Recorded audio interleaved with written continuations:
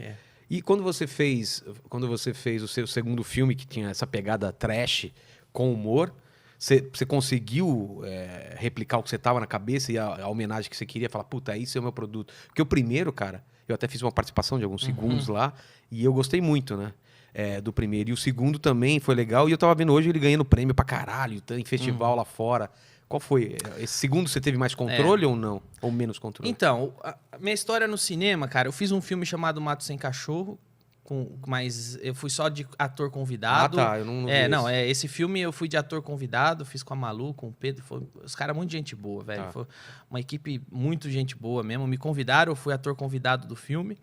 E sugeri umas piadas. O diretor falava pra mim, pô, eu queria umas piadas aqui, você não põe? Então, Só pra você ou pra pra todo mundo. Pra todo mundo. Tem várias piadas no filme que eu coloquei, mas eu Caralho. mas não. Ele até foi gentil e acreditou. No início do filme aparece que eu tenho colaboração no roteiro. Eu já tive que fazer isso uma vez também, que tinha um filme que não tava funcionando de animação. É. E eu tinha que ficar colocando piada em tudo, eram de minhocas lá e tal. Tem várias piadinhas minhas lá no filme lá. Que do caralho. E aí eu peguei o Fabrício, me mandou, eu não conhecia ele. Ele que era o diretor desse filme ou não? Não, esse foi o Pedro, né? Ah, tá. O Fabrício Mas o foi Fabrício, Aí a eu fui gente tinha fazer- feito um clipe com ele, não era aquele clipe dos policiais? Isso. Da- Como que eu conheci ele?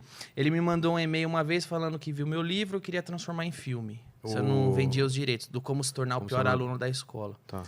Aí eu nunca tinha pensado em transformar aquele livro em filme. Ele não tem formato, né? Não, é um de manual, roteiro, não é manual. uma história, é um manual.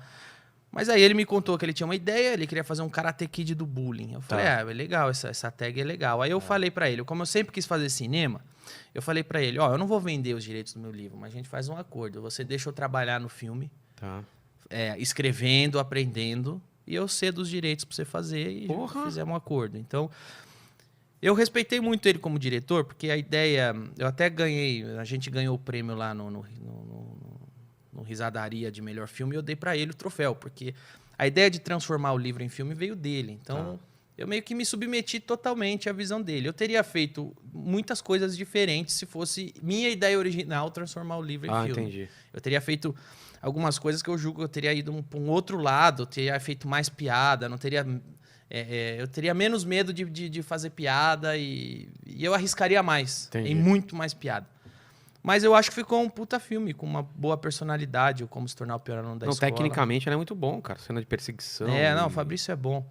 E aí terminou... Aí ele fez o filme dele, eu trabalhei basicamente pra ele. Foi meu acordo. A relação não era de você como produtor e metendo o dedo nas coisas. Na real, cara, no fim das contas lá, quando as coisas falhavam, eu fazia o que tinha que fazer. Eu vi que você fazia até desenho do caderninho. Quando aparece o caderno no filme, aí eu que desenhei.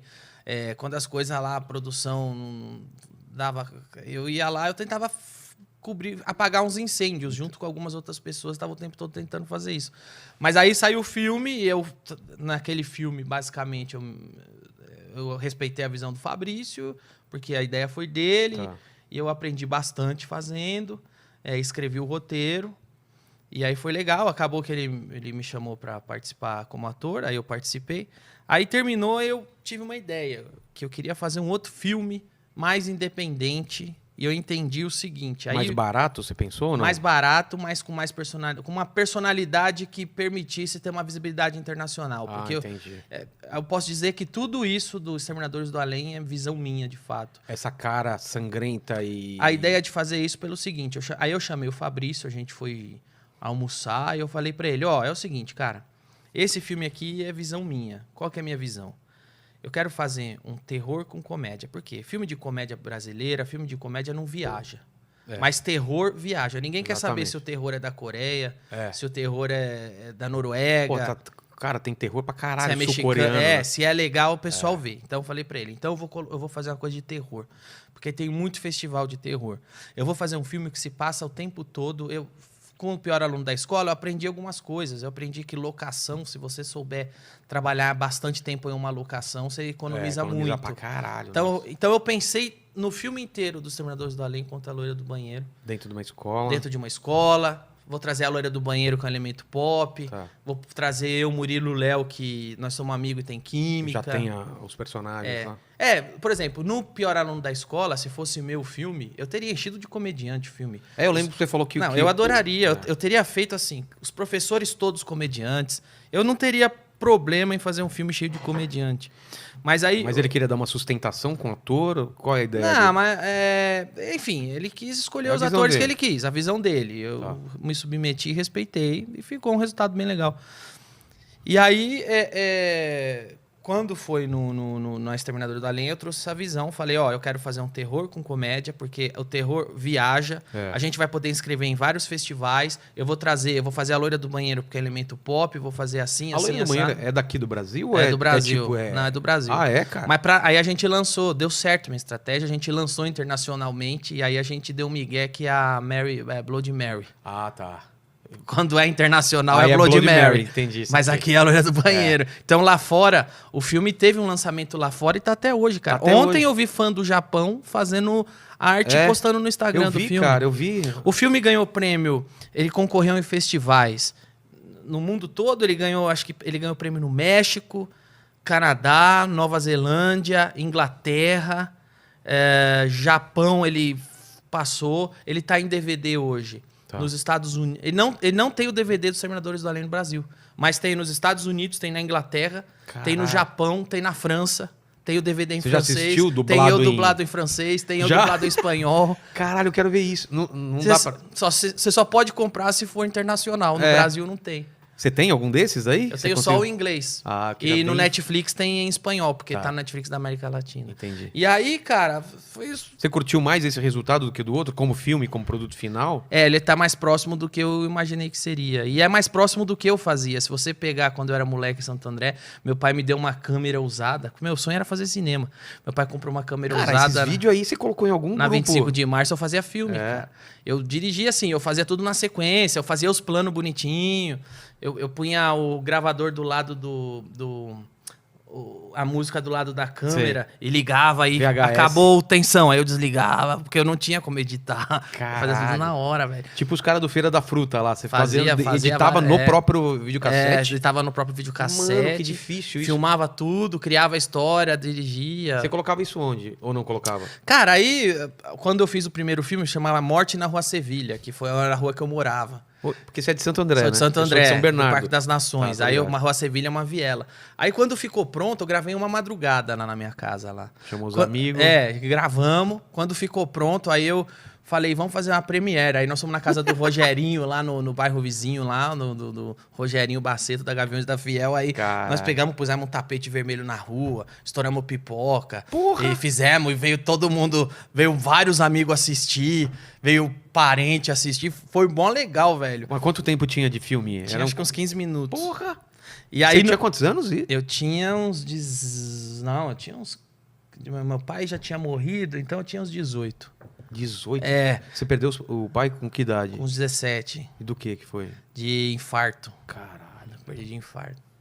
E aí a gente fez a premiere. E aí eu fiz um fim assim que tinha uma surpresa no final. E foi mó legal. Quando eu entro no final, todo mundo...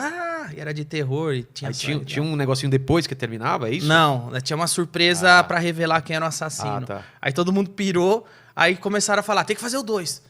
Eu quero estar no 2. Aí começaram... Aí eu fiz o 2, a Morte na Rua Tabasca, que aí foi na rua do meu amigo, no Parque Novo Oratório. Aí depois fiz o Ninja Man, aí toda... Eu acho que eu vi esse Ninja Man, aí eu fazia vários. Teve uma época de comunidade que esses vídeos rodavam. Cara, então estamos falando de 16 anos, você falou? Estamos falando de tempo. E a gente já conversou sobre isso, era fã da Mad, revista Mad. Pô, eu não sei se eu tô viajando, mas o seu filme de terror, ele tem muito a cara da Mad, né, cara? Não, eu escrevi pensando muito na Mad. Parecia aqueles roteiros do Don Martin. Isso. Não era o Don Martin. Não, é os roteiros mesmo de filme da Mad, brincando com clichê. Exatamente. Eu brinco muito com clichê, eu pensei muito Era o Don Martin que fazia os dedinhos tudo assim, o Don Martin fazia esses desenhos, mas não fazia... Quem fazia o Aragonês que fazia as sátiras. E fazia as marginais, né? Porra, cara, eu lembro que eu pintava aquela porra. Eu adoro as pinturas, que era o Benício que fazia, um puta ilustrador, o Carlos Chagas, assim. Então, a comédia estava muito presente em você, mas você não era o cara engraçado da turma, era o cara que contava as histórias? Não sei se eu era engraçado, eu era, devia ser um pé no saco. Você era o zoeiro? Eu era. Você sentava atrás, porque você é alto? Sentava atrás e liderava a classe, fazia merda. Caricatura dos professores. Desenhava tudo essa bosta, fazia... Você olhava na minha mala, tinha um monte de ferramenta pra fuder a escola. É mesmo, cara? Colocou bomba, né? Então, meu livro, Como se tornar o pior aluno da escola, você vai no final, tem umas páginas com planinhos assim, tudo aquilo era verdade. Eu tenho aquilo de verdade da época que eu ficava desenhando. Você fazia mesmo? Fazia mesmo aquilo, igual tipo Acme.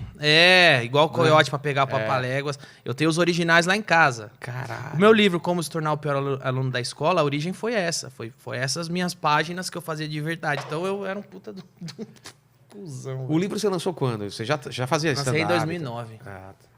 Você começou a carreira quando? A imagem mais antiga que eu tenho, não sei se você vai lembrar, de você fazendo stand-up foi no Beverly Hills. Eu e o Espiologo, e no final você falou, os caras do Mundo Canibal estão aqui, velho. Eu achei aquilo tão foda, porque eu não sabia que era stand-up, eu tava começando a assistir, nunca pensava em fazer. Mas você falou, caralho, tipo, você era fã, conhecia o trampo da gente, cara. Claro, tinha a Havaiana de pau. Que doido. E você nunca foi pra essa lance da animação, porque você também poderia fazer uma animação, Eu tentei uma época, mas eu achei que dava muito trabalho, velho. Era muito trabalho pra Era pouco... muito trabalhoso, entendeu? E aí eu ficava nas tirinhas mesmo. Falava, eu vou conseguir ser mais ágil. Também? Fazia muitas. Tirinha é a formatação de uma piada, né, cara? Isso. Porque eu fazia tira pra Folha de São Paulo também. É isso. É preparação, aí você complica mais o dois negócio. quadrinhos de setup e o segundo e o terceiro é o punch. É a porrada, né? É a porrada. Você estabelece um padrão em 2 quadrinhos, no terceiro você tira. Cara. Isso foi muito legal pra mim. Então eu fazia muita tira, porque eu falava, eu vou fazer animação, mas vai demorar. Eu vou perder muito tempo pra contar uma piada. E eu vou fazer em tira, que é melhor. E você tinha personagem fixo ou era tipo... Tinha muitos, Era mais Cheguei a fazer alguns na média, eu tinha um gato e um cachorro que vivia brigando por causa de mulher. Aí eu chamava eles de comilão e encoxadinha. Com a zoeira do... do comichão. Eu chamava de comilão e encoxadinha. Mas tinha aquele traço mais Tinha o meu traço. zoadão? O meu traço é meio... Eu acho que eu tenho um traço meio meu mesmo, assim. Era um traço mais cartunesco, mais meu. Eu tinha um Wilbur que eu desenhava. Tinha meus personagens. Tipo o cachorrinho lá do... Não, um personagem meu mesmo. Assim. Tá. Eu tinha meus personagens. E tá, e quando você descobriu que existia um negócio chamado stand-up, assim, quando, tipo, o que é isso, assim? Porque, porra, eu falei aqui com o Diogo, ele falou que eles começaram e você logo em seguida já começou a pedir, deixa eu fazer aí e tal, e foi fazendo, né? E eles falaram que você já chegou pronto. Por que você chegou pronto? Porque você estudou pra isso? Não. Você escreveu... Eu adoraria ter estudado pra isso, mas eu não falo inglês. Porque tinha um livro da Judy Carter, né? Mas tinha inglês. Eu não, na minha época, em 2009, já tinham traduzido. Não, quando eu comecei, foi no escuro mesmo, cara. Ninguém pra te falar, é assim que faz... Não. E aí você via, mas você via os gringos ou não? Não tinha acesso. Né? Não tinha, cara. O que tinha? Não tinha Seinfeld nessa época ou não? Não, essa época é o seguinte, cara, eu cresci com algumas coisas na cabeça que eu gostava muito. Indiana Jones, Mad Max, entre Jerry Lewis, eu adorava essas coisas. E aí, quando veio a internet, finalmente eu comecei a ter um lugar para pesquisar as coisas que eu gostava. Tá. Porque eu era aquele cara que você deve ter... Você é da minha geração. Eu gostava das musiquinhas de desenho animado. Eu tinha que esperar o desenho animado começar a gravar numa cassete. Eu tenho as cassetes até hoje. Cara, você pegou essa época também? Peguei, eu gravava na cassete. Peguei a música dos Flintstones, legal. Você fazia isso? Fazia. E às vezes eu fazia da rádio também. E o cara falava no final, cara. Isso, exatamente. Que você tinha que dar o rec, o play e torcer pro cara não falar no final da música. Cidade. Isso aí. Aí você ficava esperando passar a música pra gravar, pra você fazer sua fita. Exatamente. E eu gostava. Então, o que acontecia? Eu tinha as coisas que eu gostava, né? E entre elas, uma coisa que eu vi quando era criança, o Jerry Lewis fazendo em um filme. Que era o cara tava elegante em cima do palco, contando umas coisas e todo mundo tipo ria. terno e gravata, essas coisas? Em um clube. Eu não sabia o que era, mas eu só achava aquilo muito legal. Tá. E aí, ele contava umas coisas que faziam as pessoas rirem, mas não era piada, porque a piada, o que eu cresci vendo, era do Costinha e do Ari Toledo. Então, piada do português, a piada do... Então eu não sabia como chamava aquilo. Caraca. Então, quando a gente começou a ter acesso... Mas você curtia aquilo, você falava, cara, que foda, Ou você preferia as piadas mesmo, a anedota? Não, eu gostava de tudo. Eu adorava as anedotas. Meu amigo tinha o disco do Costinha, o Peru da Festa. Eu adorava ouvir, dava risada. E eu saía na escola contando depois. Eu adorava Ari isso. Toledo. Eu fiquei felizão um dia que eu tinha uns 9, 10 anos. Eu tava na 3ª série ou 4ª. E o pai do Renato, meu amigo, tinha o disco do Peru da Festa do Costinha. Aí eu pedi emprestado, aí eu levei pra casa, eu ouvi. Como eu ouvi aquela porra. Aí eu fiquei felizão porque eu entendi uma piada, velho. E eu ia explicar pra todo mundo que era o seguinte: o vampiro bate na porta. Você sabe essa? Eu tinha 9 anos. Eu tinha 9 ou 10 anos. Aí ele bate na porta e fala: quem é? A mulher fala: quem é? Aí ele fala: é o vampiro. O que você quer? Aí ela fala: o que o senhor quer? Eu quero sangue. Ela fala: volta no fim do mês. Cara. E eu fiquei feliz porque eu entendi. Pode crer, né? Porque, porra, criança é uma coisa... Quando você faz essa conexão, você fala, tá. Eu fiquei feliz porque eu entendi, velho. Por que eu entendi? Porque minha mãe mandava comprar mods pra ela direto. Caralho. Eu morava num cortiço lá, a janela da cozinha da minha mãe dava no quintal da Lena. Então elas viviam falando coisa de mulher. Eu cresci com minha mãe, falando de coisa de mulher com as velhas. Caralho. Mas não sei o que, que a Karina, que era minha irmã, tá de Chico agora, tem que comprar essas... Então eu cresci vendo esses assuntos. Então, quando eu vi a piada, eu tinha uns 9 anos, eu entendi. Porque viviam falando, fim do mês vai descer o Chico, não sei o quê. Aí eu fiquei felizão que eu entendi. Aí eu fui contar na rua, aí eu contei. Ninguém riu. Volta no fim do mês, os caras não riram. Eu falei, é porque ela vai ficar de Chico. Aí os caras, Caralho.